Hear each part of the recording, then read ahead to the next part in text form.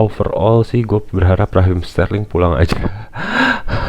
Pulang aja ke Chelsea karena Anda sudah tidak berguna sekali bosku, sangat tidak berguna. Dan ya tracking backnya ke belakang gila, pressingnya the best di Arsenal, positioning of the ball tanpa bolanya gila, assist dan passingnya itu gila. Jadi mana Ongri sama Bergkamp, Arsenal berhasil unbeaten ketika sama Ozil dan Alexis. Arsenal akhirnya berhasil menjadi kampiun Piala FA terbanyak, ya kan.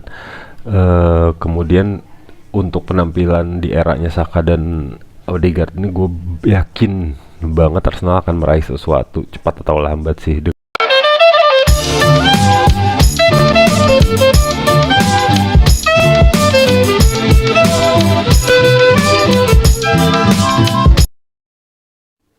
Oke guys, balik lagi di konten Only Gunners ya. Gue kayak senang banget hari ini, hari Minggu saat video ini dibuat, siang-siang setelah pertandingan Arsenal dini hari tadi malam melawan West Ham United.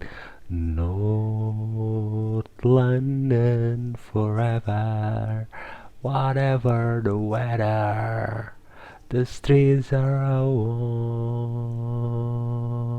Oke, langsung aja memasuki pekan ke-13 Barclay Premier League, pertandingan Liga Inggris antara Arsenal FC melawan West Ham di kandang West Ham United London Stadium.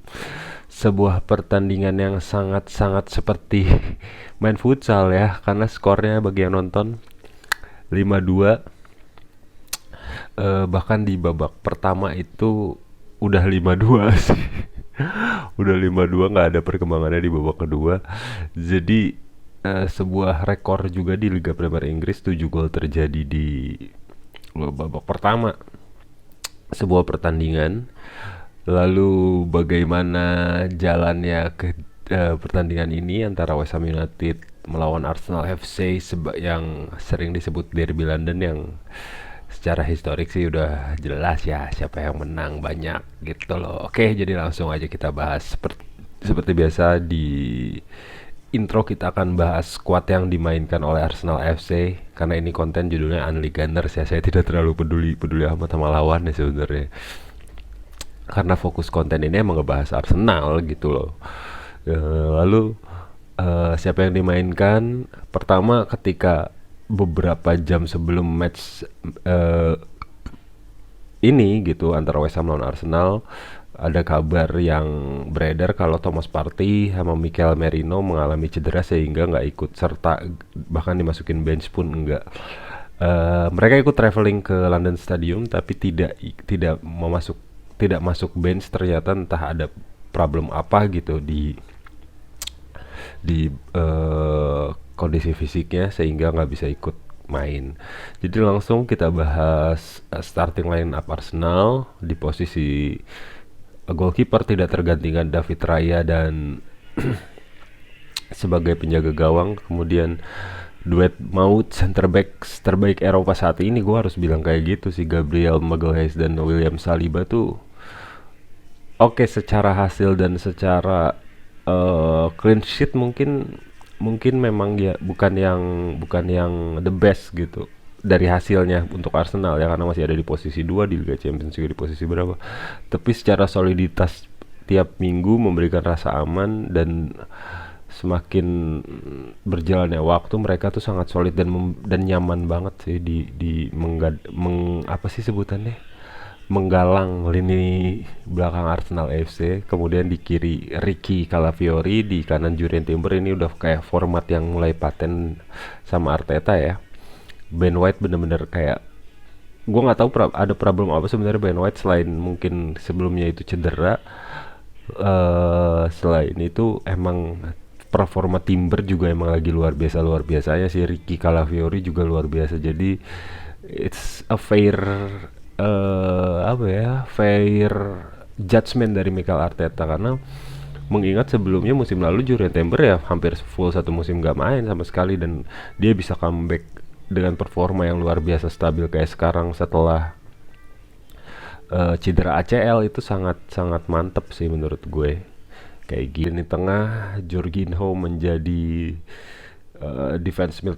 Kalau menurut gue posisi Jorginho bukan defense midfield ya, meskipun dia berada di depan dua back tengah, dia lebih kayak di playmaker kayak Andrea Pirlo dulu, karena kalau disuruh defense man to man sama banyak lossnya, karena positioning dari dan body structure, body balance segala macam, Jorginho memang bukan pemain eh, bertahan gitu, meskipun posisi dia di belakang ya, bagian sepertiga ke belakang pertahanan Arsenal gitu loh, bareng sama back.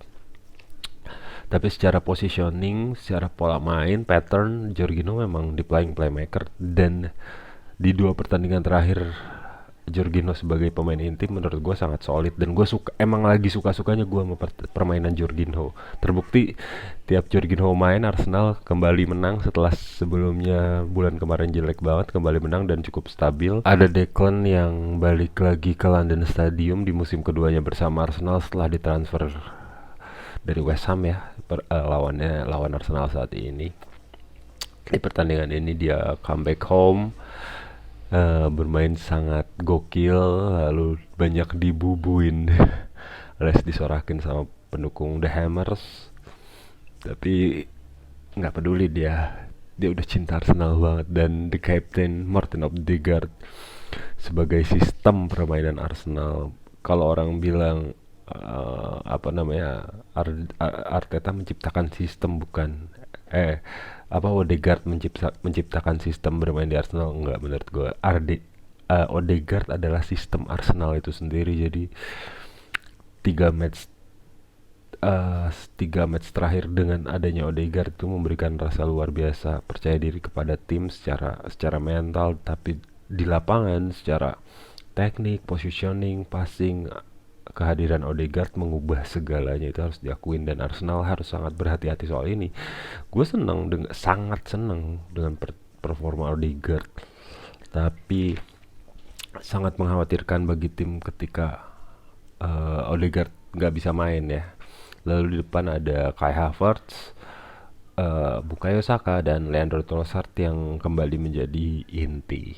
Lalu bagaimana jalannya pertandingan tadi malam? Dari awal sih Arsenal main sangat dominan di match ke-13 tadi melawan West Ham tadi malam. Sangat-sangat dominan secara positioning, passing, percobaan ke arah gawang. Permainan trio gelandang Arsenal, Odegaard, Rice sama Jorginho bener-bener sangat-sangat stabil sih. Dan jadi agak bingung ya kalau ngebahas holding midfieldernya Arsenal ini kan, yang sekarang main di 3 pertandingan terakhir Jorginho atau Thomas Partey. Beda style sebenarnya. Thomas Partey itu dia lebih banyak holding dan lebih banyak dribbling. Sedangkan Jorginho itu holdingnya cakep banget, tapi Jorginho lebih cepat ngalirin bola ke depan, entah itu passing short atau long ball terobosan lebih cepat. Dan nggak tahu kenapa ya, dua-duanya bagus menurut gua, tapi dua-duanya bukan tipe pemain yang bisa dimainin secara bersamaan sih menurut gua.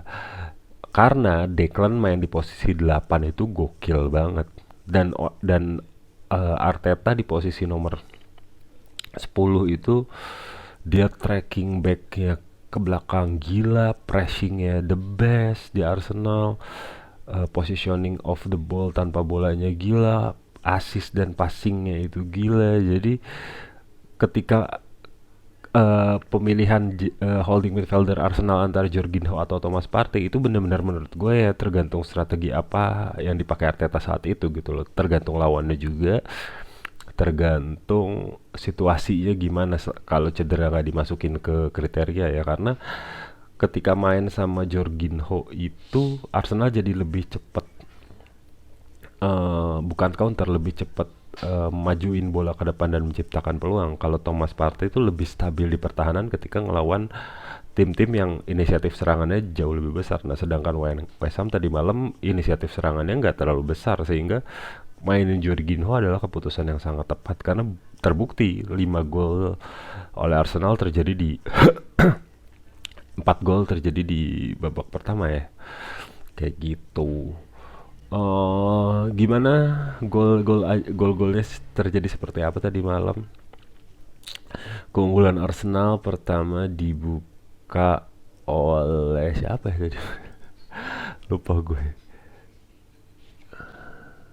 Gol pertama Arsenal dibuat oleh Gabriel Magalhaes yang belakangan ini benar-benar dia berubah menjadi seperti Sergio Ramos di masa prime ya, dengan gol set piece atau peluang set piece sundulan hampir di setiap pertandingan yang dilakukan oleh Arsenal itu dalam pekan-pekan terakhir berhasil dikonversi menjadi gol oleh Sergio Ramos, oleh Gabriel Magalhaes, sehingga itu benar-benar membuat opsi Arsenal untuk mencetak gol sangat banyak. Bahkan ada yang komen corner kick itu sekarang bagian seperti udah penalti bagi Arsenal, karena peluang terjadi golnya atau membuat shoot on goal atau berbahaya bagi lawan itu besar banget dari corner. Ngeri banget Arsenal, dan golnya set piece dengan skema yang sangat manis. Itu training book banget golnya Arsenal tuh sebenarnya, tapi susah di cover karena mereka udah latihan ribuan kali gitu loh. Gol pertama dibuat oleh Gabriel Magalhaes lewat sundulan di menit 10. Kemudian gol kedua itu dibikin oleh Leandro Trossard. Ini adalah gol kreasi dari Martin Odegaard yang luar biasa visi main bolanya. Dia ngelihat Bukayo Saka running ke belakang defender lawan, keluar dari jebakan offside. Bukayo Saka kemudian terima bola dari Odegaard dan dia passing ke Trossard yang sudah kosong sendirian sehingga terjadi gol kedua ini. Ini sebuah skema Arteta ball yang sangat manis sekali. West Ham, jujur aja gue gak bisa ngomentarin West Ham karena memang gak memberikan perlawanan yang luar biasa si West Ham ini gitu loh. Meskipun skornya 5-2 tuh West Ham gak terlalu gimana-gimana, gak ngerepotin Arsenal secara keseluruhan gitu loh. Lalu gol ketiga itu kejadian lewat penalti Martin Odegaard. Pemain Arsenal Bukayo Saka dilanggar di kotak penalti. Kemudian penalti, Saka sebagai penendang penalti pertama Arsenal FC memberikan bolanya untuk Martin Odegaard. Kalau diwawancara sih dibilangnya Odegaard memang meminta Saka untuk ngambil penalti ini, dan Saka willingly ngasih Odegaard dengan apresiasi. Odegaard udah main bagus dan dia pengen nyetak gol hari ini. Kemudian selebrasinya juga kayak memberikan apresiasi ke pasangannya yang kayaknya lagi hamil gitu loh, sehingga perfect banget gol ketiga dari Arsenal secara meaning dan secara skema. Harmonisasi pemain Arsenal untuk tidak rebutan penalti itu sangat dewasa. Arsenal yang sekarang jauh lebih mature banget sih menurut gue. Lalu kemudian setelah gol Martin Odegaard adalah gak lama berselang, itu 1 menit doang kalau gak salah, 1 menit doang. West Ham bagi bola setelah gol Odegaard lewat penalti tadi. Bolanya berhasil direbut sama Trossard langsung dorong ke depan. Backnya West Ham melakukan kesalahan antisipasi. Kai Havertz lari dari belakang, ngerebut bola duluan, man to man lawan Fabianski. Kemudian gol keempat terjadi. Ketenangan Kai Havertz di depan udah nggak usah diragukan lagi ya semenjak di Arsenal. Great goal contribution sama assist juga udah jauh lebih baik di Arsenal ketimbang di Chelsea gitu dalam match dan GA. Jadi Arsenal mengungguli West Ham 4-0 di babak pertama dengan cukup mudah, sebelum kemudian West Ham United mendapatkan momentum untuk memberikan 2 gol perlawanan ya. 1 lewat gol Aaron Wan-Bissaka melalui serangan balik yang overlapping memanfaatkan kesalahan Ricardo Calafiori dalam membaca pergerakan. Perlu diketahui Aaron Wan-Bissaka ini udah mencetak 2 gol di West Ham United musim ini yang mana ketika bermain sama MU dia nggak pernah bikin gol. Sedih banget itu Aaron Wan-Bissaka. Tapi sebuah gol yang dengan skema yang manis. Kemudian gol kedua dari West Ham United adalah dari tendangan bebas sangat bagus dari Emerson Palmieri ya.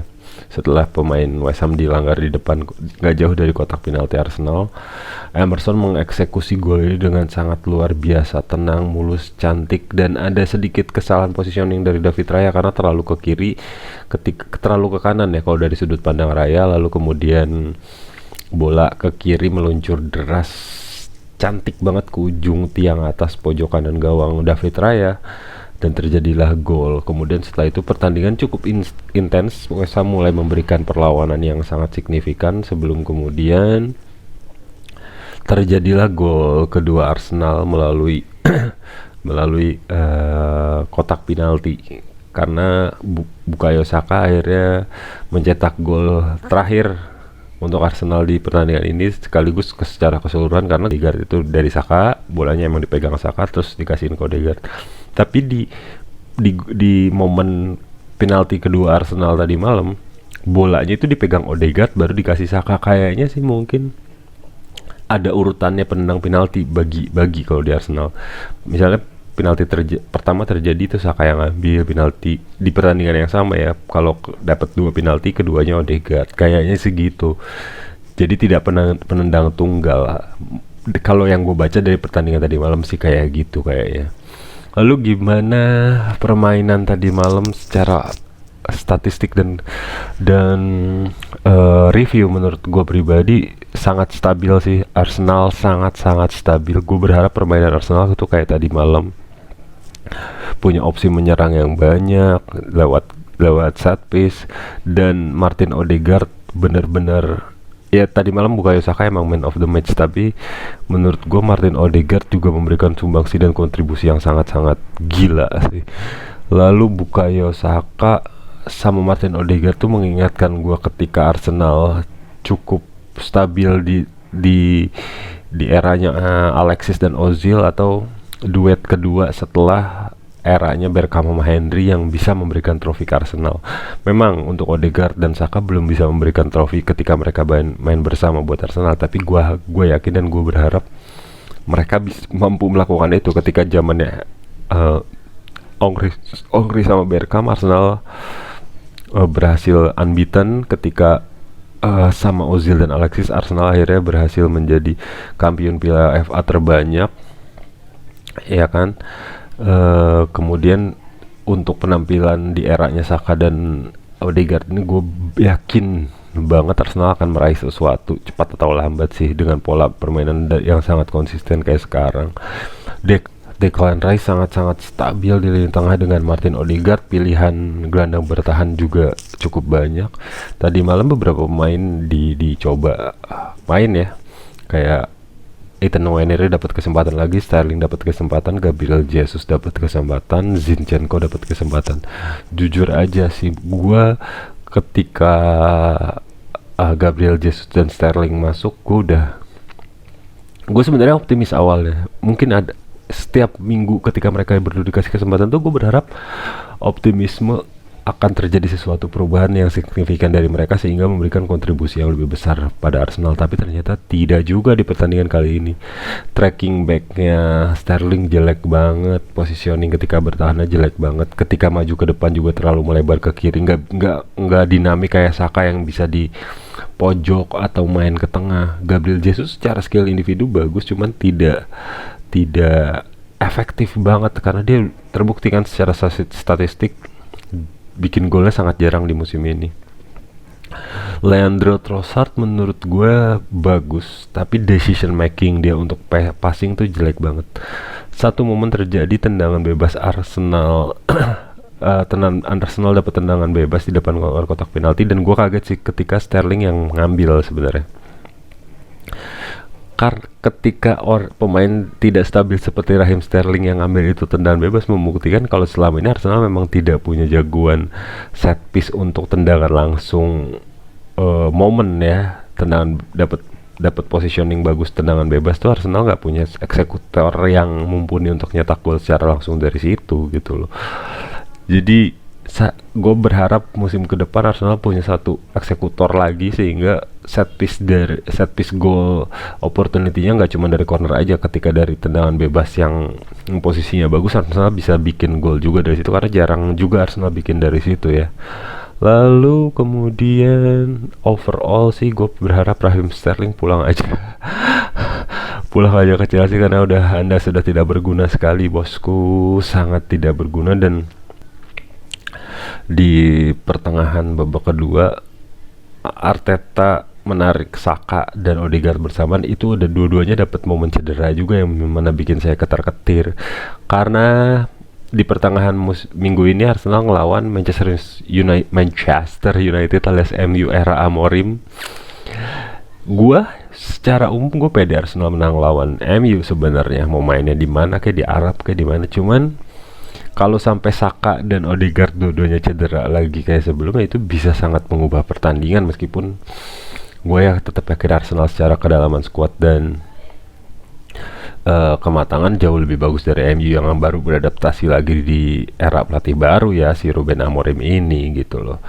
Gue sangat siap untuk match pekan berikutnya melawan Manchester United. Jadi kita lihat, semoga kondisi pemain-pemain Arsenal fit semua, Partey fit, Merino fit, lalu Odegaard sama Saka benar-benar fit, nggak cedera. Mungkin itu salah satu taktik Arteta aja kali, biar MU seneng nih Odegaard sama Saka cedera tapi ternyata dimainin ntarnya. Dan gue seneng Tierney tetap di bench sama Arteta. Ya mungkin cepat atau lambat Kieran Tierney akan dapat menit bermain untuk Arsenal. Jadi sekian review pertandingan West Ham United melawan Arsenal FC. Sampai jumpa di konten Only Gunners berikutnya. Bye bye.